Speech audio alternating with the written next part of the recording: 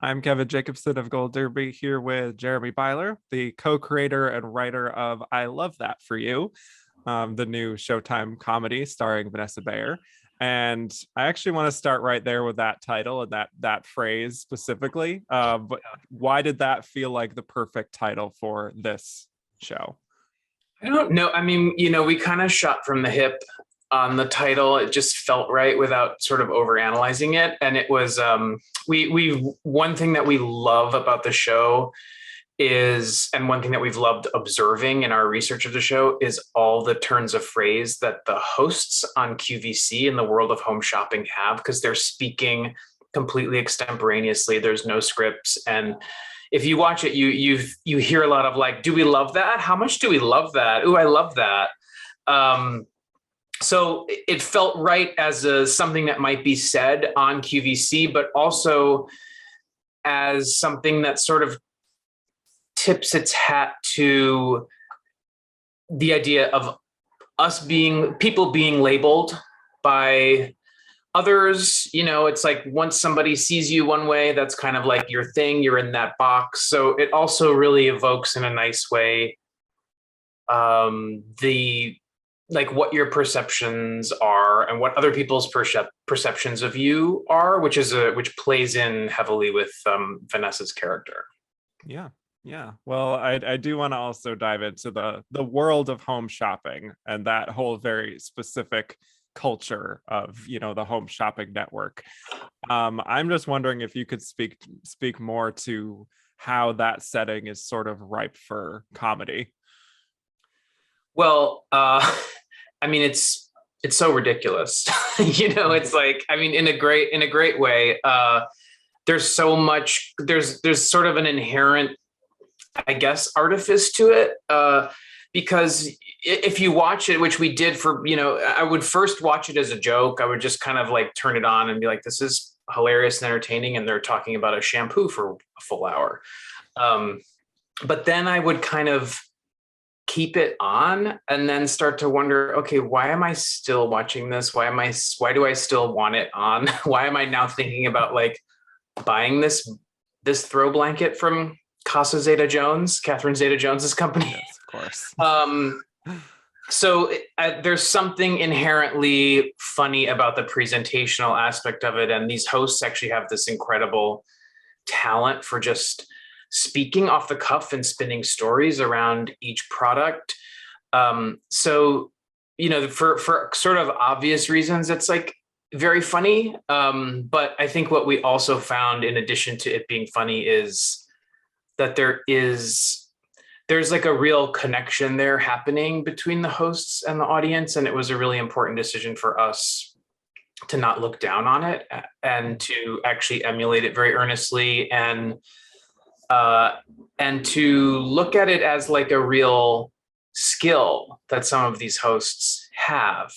But part of what we liked about the show, I think, is that at any time in the show, we can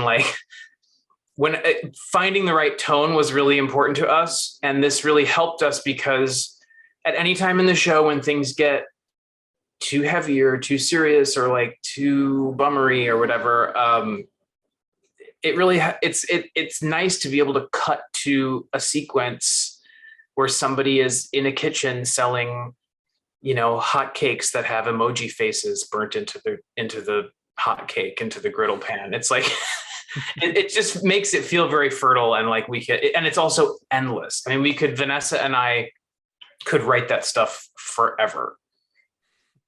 Yeah, well, I'm actually curious, just beyond both of your kind of love and fascination for this world. What was there anything you learned that sort of surprised you in terms of like actually digging in and doing research as to like how these shows operate? Yeah, well, Vanessa and I visited QVC. This was before we had pitched the show. We just were both so into the world and so into it that we decided to get in my car and just drive a couple of hours and go tour QVC.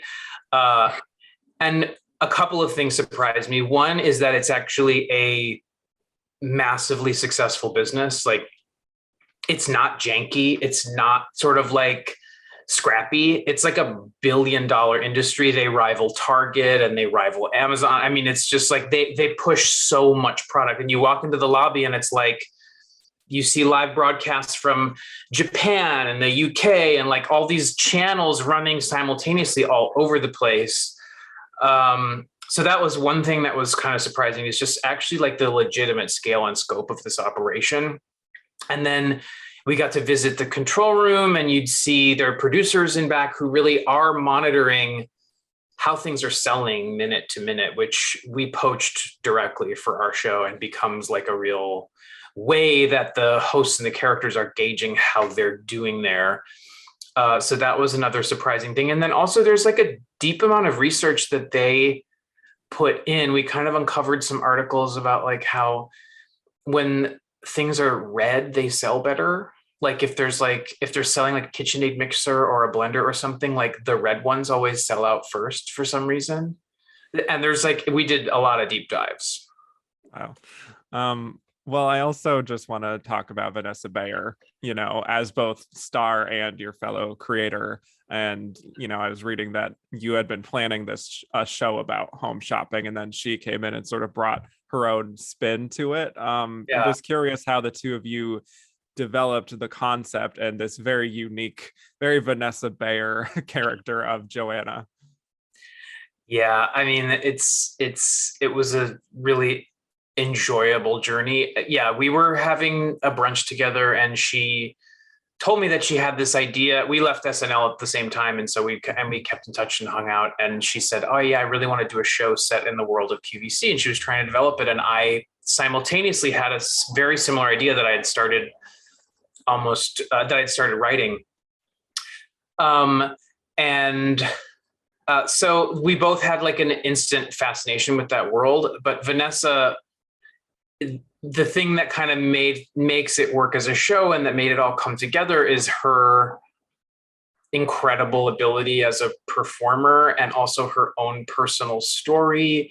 And it felt very organic to like figure out a character who we can place into this world, who, regardless of the world, you're attached to and you're interested in and you laugh at, and has like a real, one of the things I'm most excited for people to see in this show is like a really new side of Vanessa. Not only that she can like really like carry a show, and not only that, the thing that we all know, which is that she's so unbelievably singularly hilarious, but also that she can like, she's a great actor, and she like plays these other moments, and she's not just a sketch performer. Like she can do a whole character really beautifully.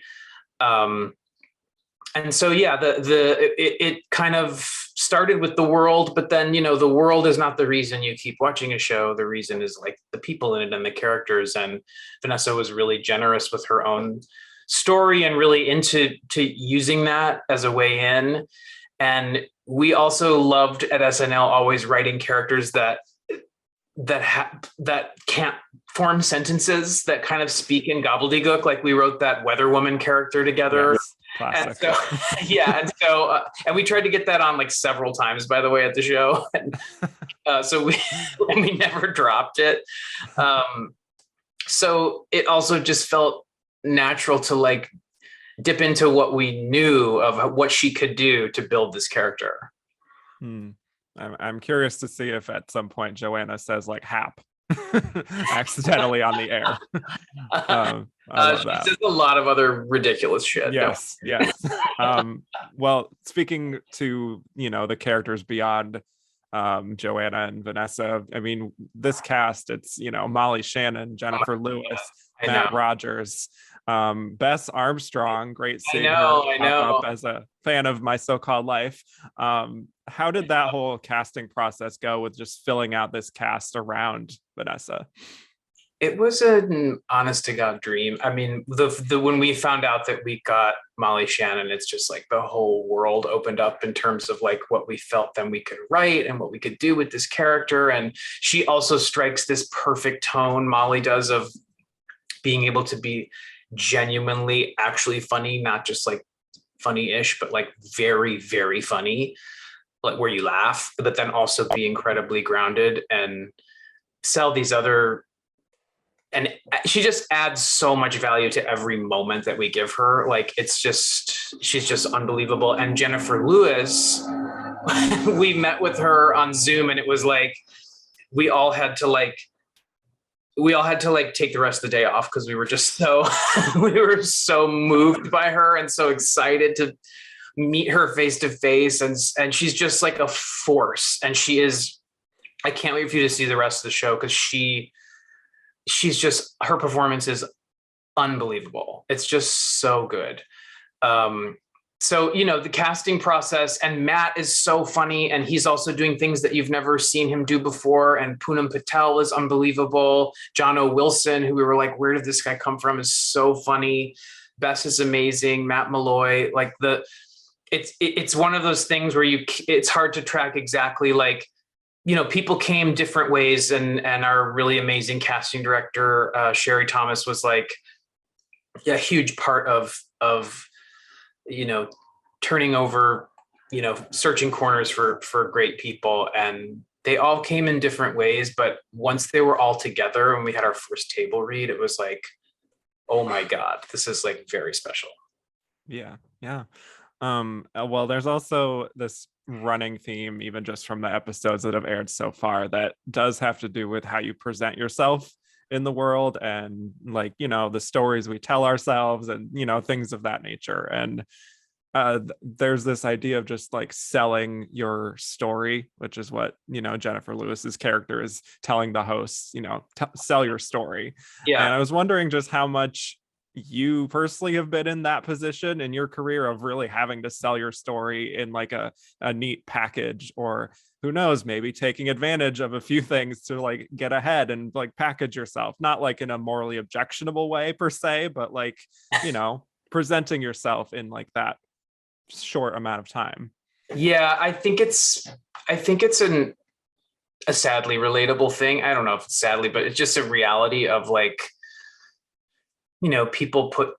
people want to like know who you are, like what's your thing, like what's your label. And the cancer thing, the cancer story is very much Vanessa's story and her perspective, but we did find something in there that I think resonated with other writers, and everybody else is like, and I guess for me, like one little point of entry for me was, I guess it's not at all the same, but it's sort of like, growing up gay in the Midwest and like in the middle of Wisconsin, it's like once people are like, okay, you're the gay guy, you're gay. So there's like a little bit of that I kind of identified with, and you're like, it's like sometimes it gets you attention, but then other times you're like, well, there's a lot more going on here. In terms of like utilizing labels and trying to sell yourself, it's never something that has come, speaking for myself, like it's never come easily to me. I don't really understand or know how to do that, but I think it's a strange necessity of some workplaces, and certainly the workplace that we built on the show is a reflection of that. Right. Yeah. Well, just speaking to the sort of tone of the show and knowing how far to go with the premise, I do think it's an interesting choice to, not necessarily make your lead character like morally objectionable, because we've certainly seen that quite a lot on TV over the past couple of decades, I would say. But just having the foundation of the show sort of be like this lie that she's told, and it's kind of horrible. Isn't that morally objectionable? I mean, a little bit. Yeah. But it's just like out of desperation, right. That's the idea. Yeah, that you can sort of see, why she does it, and you kind of empathize with her, but it's also awful, like that. Right. Exactly. Yeah. So I'm just curious about like discussion about, you sort of touched on the tone and trying to find that, but how did you know, like, where is the line to go with especially a serious topic like that? Yeah. It's difficult. And all of us, like everyone working on the show and most people in life, have some personal experience with cancer, and like have been touched by it in some way. So it was very important to us to like just always treat that with a lot of like reality and respect. And, you know, it's a moment to moment kind of judgment that we have to make. It's like, what is the joke here? If we're going for a joke, is that at the expense of this feeling real and important and having like the gravity that naturally comes with this? Or is it nice to go for a joke here? Is it like helpful? So I think overall, like finding the line, as you put it, is an ongoing, like constant process throughout each episode, throughout how we break it, how we write it. And, you know, you can it's a little bit of a gut feeling. You can kind of like tell if it doesn't feel good or feel right, or if it's like kind of not great. And then and also like, I would really add that Vanessa is driving a lot of that, and she's such a perfect kind of gauge of like what makes sense here. And we also don't want it to be kind of sugar coated or like overly we don't want to shy away either. So it's been a moment to moment thing of gauging how to do that. Yeah. Well, I do think you're doing a good job of towing the line, at least so far. Thank you. Yeah. Yes. So reserve your judgment. There's more episodes. Well, looking forward to it. Really quick, because we're an awards website, I do just want to quickly ask about your experience at the Emmys, where you've been nominated 3 times, once for Inside Amy Schumer and then 2 more times for SNL. And I mean, thinking about it, award shows also have like a kind of performative aspect to it, you could say, and you don't always know what what's talking about. Just my observation. And you know, you don't always know if the emotion is real, and there's all this pressure, and it's a lot, basically. But do you have any memories of going to those events like the Emmys and just like the pressure of that? I didn't really honestly feel much pressure. You know, I was nominated as part of writing staffs. So I didn't really feel on the spot, to be honest. I just would like want my picture on the red carpet, and then I would like have a good time and have some drinks. And I never like I don't know. But I understand that a lot of people do feel that. And of course you're like getting all dressed up and you're walking there and you're like, what if I win one? You know? But that, to me anyway, it was not like a source of anxiety or stress. I think on that day, I don't know, I just feel I know everyone says it, but like actually very fortunate to even be like in that crazy weird room, you know? Yeah. Yeah. Well, for those of you watching, subscribe for more interviews and go to goldderby.com to make your Emmy predictions. Thanks so much, Jeremy. Thank you, Kevin.